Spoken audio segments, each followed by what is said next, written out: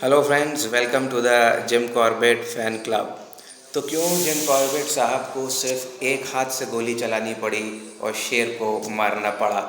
तो क्या है पूरी कहानी, आइए सुनाता हूँ। ये बात है 1929 की, जब जिम कॉर्बेट साहब चौगट टाइग्रेस को ढूंढते फिर रहे थे और एक जगह आके उन्हें ऐसा शक लगा कि ये जो चट्टान है इसके पीछे हो सकता है टाइग्रेस बैठी हुई हो।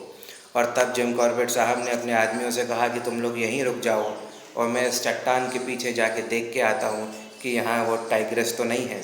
और जिम कॉर्बेट साहब जब जा रहे थे तो उनके एक हाथ में चिड़िया के अंडे थे और एक हाथ में राइफ़ल थी।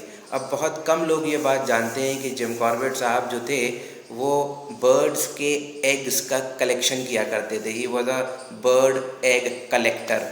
अब ऐसे शौक़ आज के ज़माने में तो नहीं होते, लेकिन हाँ, उस ज़माने में होते थे।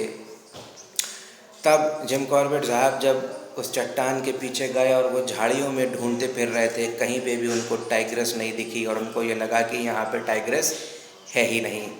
लेकिन जैसे ही उन्होंने अपने राइट हैंड साइड पे देखा तो वहाँ टाइग्रेस उनसे सिर्फ 8 फुट की दूरी पे बैठी हुई थी। अब मैं आपको ये बताना चाहता हूँ कि एक टाइगर की जो लेंथ होती है वो 8 फुट होती है, और अगर छोटा भी टाइगर है तो भी कम से कम 7 फुट लंबा होता है। मैं हाइट की बात नहीं कर रहा हूँ, लेंथ की बात कर रहा हूँ। अब टाइग्रेस उनके इतने नज़दीक थी कि जिम कॉर्बेट साहब उसकी सांसों की आवाज़ भी बहुत बेहतर ढंग से सुन सकते थे।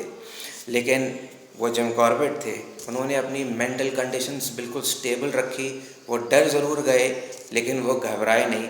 उनको पता था कि सही वक्त पे क्या सही डिसीजन रहेगा, और उन्होंने सोचा कि अगर मैं धीरे से अपनी राइफ़ल को इस टाइग्रेस की तरफ पॉइंट कर दूं, इतनी धीरे कि इसको पत्ता भी ना लगे, और जैसे ही ये मेरे एम पे आए मैं इसे शूट कर दूं, तो ये टाइग्रेस मर जाएगी। और वही जिम कॉर्बेट साहब ने किया।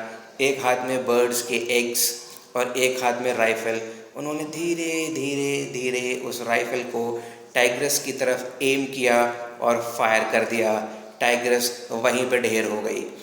जिम कॉर्बेट साहब के जो आदमी थे वो दौड़े दौड़े आए और उनके हाथ से वो बंदूक और वो एग्स ले लिए। जिम कॉर्बेट साहब अपनी किताब में लिखते हैं कि उस समय मेरे घुटने ऐसे लड़खड़ा रहे थे कि मुझे लगा कि मैं नीचे गिर पड़ूँगा। इसलिए वहाँ एक कटा हुआ पेड़ पड़ा हुआ था और मैं जाके उस पर बैठ गया, क्योंकि उस पूरे प्रोसेस में कम से कम 10 से 12 मिनट लगे होंगे। जब उन्होंने राइफ़ल धीरे धीरे टाइग्रेस की तरफ एम करी और टाइग्रेस उनको देख रही है और वो टाइग्रेस को देख रहे हैं। सोचिए, सिर्फ 8 फुट की दूरी से टाइगर की आंखों में आंखें डाल के देखना। You need a great Hunter and a great man for that. This was Jim Corbett. I hope you like the story. Keep watching for interesting, intriguing, and exciting Jim Corbett stories.